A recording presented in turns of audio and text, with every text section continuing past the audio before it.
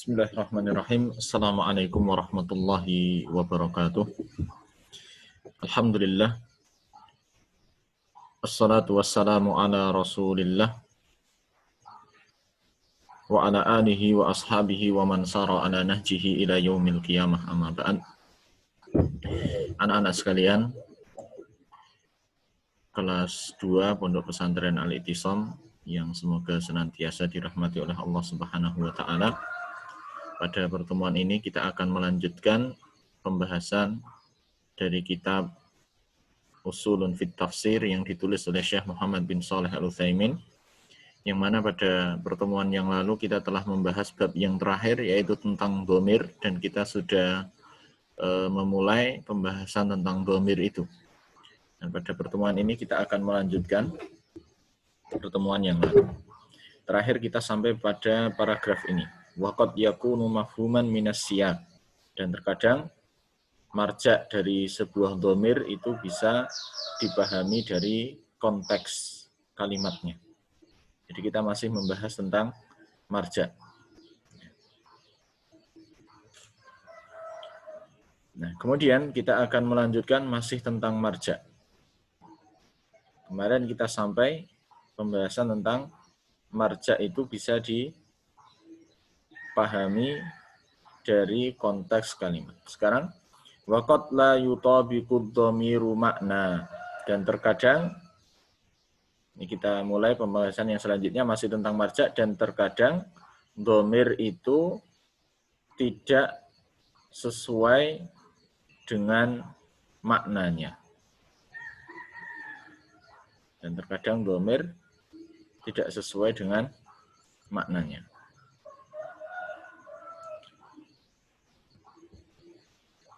Kita lihat contoh ayatnya. Walaqad khalaqnal insana min sulalatin min tin, tsumma ja'alnahu nutfatan. Walaqad khalaqnal insana min sulalatin min tin, tsumma ja'alnahu nutfatan. Dan sungguh kami telah menciptakan manusia itu dari saripati tanah. Dari tanah. Perhatikan ini. Walaqad khalaqnal insana, dan sungguh kami telah menciptakan manusia dari tanah. Tsumma ja'alnahu nutfatan. Tsumma kemudian ja'alnahu kami jadikan manusia itu nutfatan, tercipta dari air mani. Nutfah. Kita perhatikan di sini di ja'alnahu ada dhamir hu. Dhamir hu ini kembalinya kemana? Dhamir hu ini kembalinya kepada al-insan. Dhamir hu ini kembalinya kepada al-insan ini. Kemudian kami jadikan dia di situ yaitu al-insan ini manusia. Akan tetapi secara makna tidak demikian. Kenapa? Karena kalau kita perhatikan al-insan yang disebutkan di awal ini maksudnya adalah Nabi Adam. Walaqad khalaqnal insana min sulalatin min tin. Yang diciptakan dari tanah adalah Nabi Adam. Sehingga yang dimaksud dengan al-insan ini adalah Nabi Adam. Sedangkan wa tsumma ja'alnahu nutfatan, yang tercipta dari air mani ini adalah bukan manusia yang ini. Karena ini adalah Nabi Adam, tapi kembali kepada jenisnya manusia, yaitu anak turunnya Nabi Adam. Jelas tidak ini? Saya kira jelas ya. Jadi yang dimaksud al-insan ini kan sebenarnya Nabi Adam, sedangkan yang kedua ini, tsumma ja'alnahu nutfatan, yang tercipta dari mani ini kan bukan Nabi Adam. Jadi secara lafadz kembalinya ke sini, tapi secara makna maksudnya bukan Nabi Adam, tapi manusianya, jenisnya. Nah, kita lihat penjelasannya. Fadh-dhamiru ya'udu 'alal insani bi'tibari lafdhi. Dhamir hu di situ tadi kembalinya kepada manusia, kepada al-insan. Bi'tibari lafdhi, secara lafadz. Li'annal maj'ula nutfatan laisal insanil awal. Jadi kembalinya kepada insan itu secara lafadz, tapi secara makna tidak. Kenapa? Karena yang tercipta dari mani itu bukan manusia yang disebutkan di awal ini, yaitu bukan Nabi Adam. Kemudian selanjutnya tentang marja' lagi. Wa idza kanal marja'u, paragraf yang ini, salihan lil mufradi wal jam'i jaza audud dhamiri alaihi bi ahadihima. Dan apabila marja' itu cocok untuk mufrad, cocok juga untuk jamak, maka boleh dhamir itu kembali kepada salah satunya. Jadi apabila dhamir itu marja' itu cocok untuk mufrad ataupun jamak, maka boleh menggunakan salah satu dari keduanya. Kita baca ayat sebagai contohnya. Wa man yu'min billahi wa ya'mal salihan yudkhilhu jannatin tajri min tahtihal anhar khalidina fiha abadan qad ahsanallahu lahu rizqa. Nah, di sini marja'nya adalah man. Man ini bisa untuk mufrad, bisa untuk jamak juga. Wa man yu'min billahi wa ya'mal salihan yudkhilhu. Karena bisa untuk mufrad, untuk jamak, maka boleh kita pakai salah satunya. Nah, di sini dipakai untuk mufrad. Yudkhilhu. Hu ini kan mufrad, satu orang. Tapi man ini kan umum. Mencakup banyak orang nantinya. Sehingga ini bisa untuk mufrad, bisa untuk jamak. Oleh sebab itu kita lihat di sini khalidina. Nah, di sini menggunakan jamak, khalidina. Kemudian kita lanjut di paragraf yang selanjutnya. Wal aslu ittihadu marja'id dhamairi idza ta'addadat.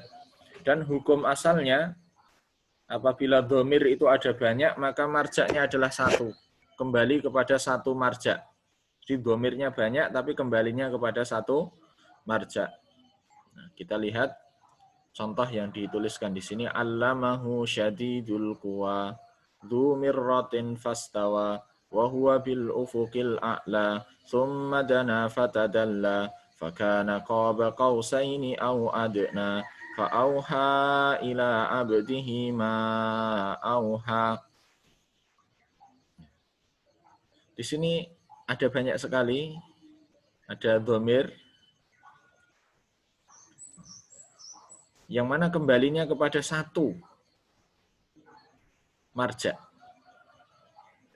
Ini surat An-Najm ayat 5-10 ya. Allamahu syadidul quwa. Allamahu, diajarkan kepadanya oleh syadidul quwa, malaikat yang sangat kuat, yaitu malaikat Jibril, syadidul quwa. Nah, kemudian di sini disebutkan, dijelaskan tentang malaikat Jibril itu. Du mirratin fastawa wa huwa bil ufuqil a'la thumma dana fatadalla. Du mirratin fastawa. Di sini ada dhamir mustatir, kemudian di sini ada dhamir munfasil. Thumma dana, di sini juga ada dhamir mustatir. Fakana qaba qausaini aw adna fa auha ila abdihi ma auha. Di sini ada dhamir-dhamir. Dhamir-dhamir marfu'. Dalam ayat-ayat ini dijelaskan di sini fadhamairur raf'i fi hadhil ayati ta'udu ila syadidil quwa. Nah, kembalinya kepada satu marja', yaitu syadidul quwa. Siapa itu syadidul quwa? Wa huwa Jibril, yaitu malaikat Jibril. Jelas ya? Jadi apabila ada dhamir-dhamir yang banyak, maka hukum asalnya kembali kepada marja' yang satu, kepada satu marja'. Kemudian paragraf yang selanjutnya kita baca, wal aslu audud dhamiri ala aqrabi madhkurin. Dan hukum asalnya dhamir itu kembali kepada marja' yang terdekat dengannya. Yang terdekat, yang disebutkan paling dekat. Illa fil mutadhayifaini, kecuali pada mudhaf ilaih. Fayaudu alal mudhaf, maka kembalinya kepada mudhaf, bukan mudhaf ilaih. Li'annahul mutahaddatsu anhu, karena mudhaf itulah yang dibicarakan. Mithalul awal, contoh yang pertama. Contoh yang pertama itu maksudnya adalah domir yang kembali kepada yang terdekat. Wa ataina Musal kitaba wa ja'alnahu hudal li bani Israil. Wa ataina, dan kami berikan kepada Musa al-kitaba. Kami berikan kitab kepada Musa. Wa ja'alnahu hudal li bani Israil. Dan kami jadikan dia sebagai petunjuk bagi Bani Israel. Mana domirnya di sini? Domirnya adalah hu ini. Perhatikan. Wa ja'alnahu, dan kami jadikan dia. Nah, marja'nya mana? Kita lihat hukum asal marja', hukum asal domir itu kembali kepada yang dekat. Yang disebutkan yang terdekat, ja'alnahu.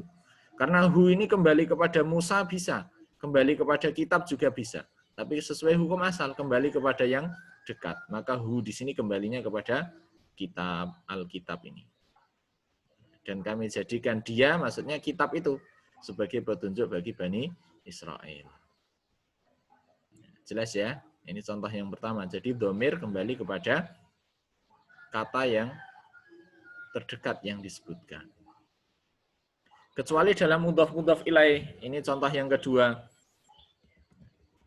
Wa mithalus tsani, contoh yang kedua, wa in ta'uddu ni'matallahi la tuhsuha.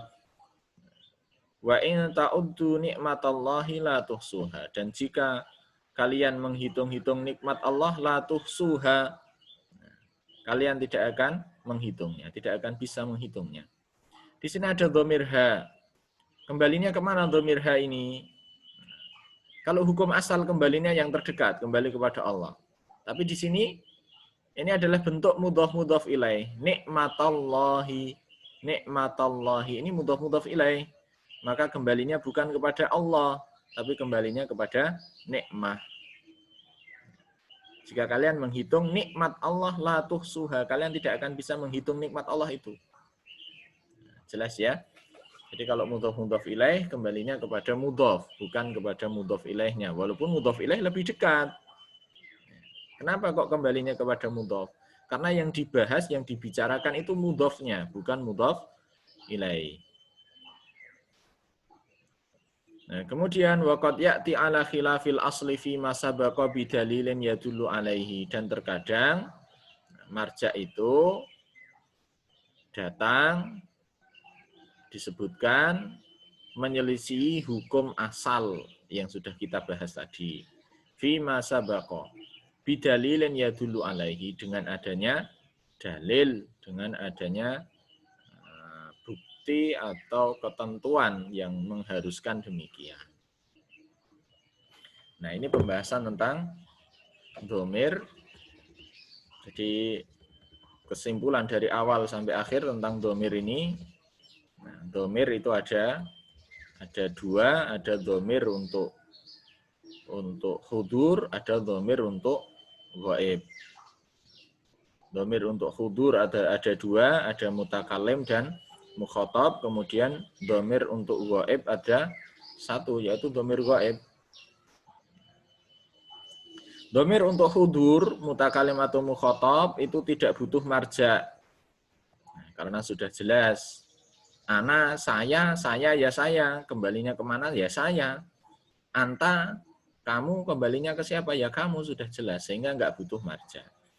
Yang butuh marja adalah dhamir ghaib. Kemudian aturan-aturan tentang marja sudah kita bahas di pertemuan yang lalu dan kita selesaikan di pertemuan ini tadi. Kemudian pembahasan yang selanjutnya yaitu al-idharu fi maudhi'il idmar. Menggunakan isim dhohir di tempat isim, menggunakan isim dhohir di tempatnya isim dhamir. Ini kita mulai sedikit, nanti lebih jelasnya insya Allah di pertemuan yang akan datang. Karena ini butuh penjelasan yang lumayan, butuh penjelasan yang rinci nantinya agar lebih jelas. Al-aslu an yu'ta fi makani dhamiri bidhamir. Pada asalnya, seharusnya tempatnya dhamir itu ya ditempati oleh dhamir. li'annahu abyanu lil makna wa akhsaru li lafzi. Karena dengan melakukan itu, menempatkan domir di domir itu lebih jelas pada makna dan lebih meringkas lafaz. Walihada nabat dhamiru fi qawlihi ta'ala a'addallahu lahum maghfiratan wa ajran 'azima. Nah, oleh sebab itu di firman Allah ini surat Al-Ahzab ayat 35 cukup digunakan domir untuk menggantikan kata-kata sebelumnya. A'addallahu lahum maghfiratan wa ajran 'azima. Coba kalian buka surat Al-Ahzab. Ini sebelumnya disebutkan panjang sekali. Kemudian diringkas hanya dengan menggunakan domir. A'addallahu lahum, untuk mereka. Mereka siapa? Yang disebutkan sebelumnya. Surat Al-Ahzab ayat 35. Kalian buka. Ini menggantikan siapa ini domir hum di situ? An isrina kalimatan al-madhkurah qablahu. Ada 20 kata yang disebutkan sebelumnya. Cukup diringkas dengan hum. Padahal 20 kata. Ini domir. Sehingga tempatnya domir itu hukum asalnya ya ditempati domir. Agar lebih ringkas, lebih jelas makna. Tapi warubbama yu'tama kanud dhamiri bil ismi dhahir. Terkadang tempatnya domir itu ditempati oleh isim dhahir. Jadi terkadang tempatnya domir tadi itu ditempati oleh isim dhahir. Seharusnya menggunakan domir tapi ditempati oleh isim dhahir. Kenapa? Apa itu wahuwa ma yusamma al-idharu fi maudhi'il idmar. Nah, kasus seperti inilah yang disebut dengan al-idhar fi maudhi'il idmar. Menggunakan isim dohir di tempatnya isim domir. Dan ini bukan berarti salah. Tapi bagaimana? Walahu fawaid katsirah. Dan ini memiliki banyak faedah. Memiliki banyak faedah. Tadharu bihasabis siyaqi minha. Yang mana faedah itu nampak, terlihat sesuai dengan konteksnya. Minha, di antara faedah itu, al-hukmu ala marja'ihi bima yaktadhihil ismu dhahir. Menghukumi marja' dengan apa yang dikandung oleh isim dhahir. Ini faedah yang pertama. Menghukumi marja' dengan apa yang dikandung oleh isim dhahir. Kemudian faedah yang kedua, bayanu illatil hukmi. Menjelaskan sebab hukum. Kemudian yang ketiga, umumul hukmi likulli muttasifin bima yaktadhihil ismu dhahir. Mengeneralisasi hukum untuk setiap yang tersifati apa yang terkandung oleh isim dhahir. Saya kira ini masih belum jelas kalau seperti ini. Nah, nanti ketika kita membahas contohnya akan lebih gamblang lagi. Seperti apa contohnya isim dhahir yang menempati isim dhamir ini?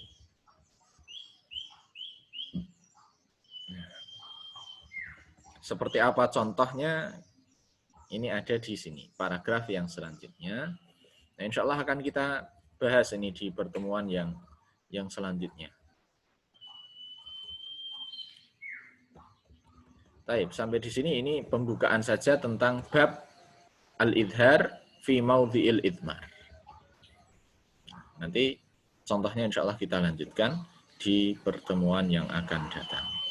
Silahkan kalian pelajari lagi apa yang sudah kita pelajari agar tetap nyambung setiap bab yang kita bahas. Wallahu ta'ala a'lam.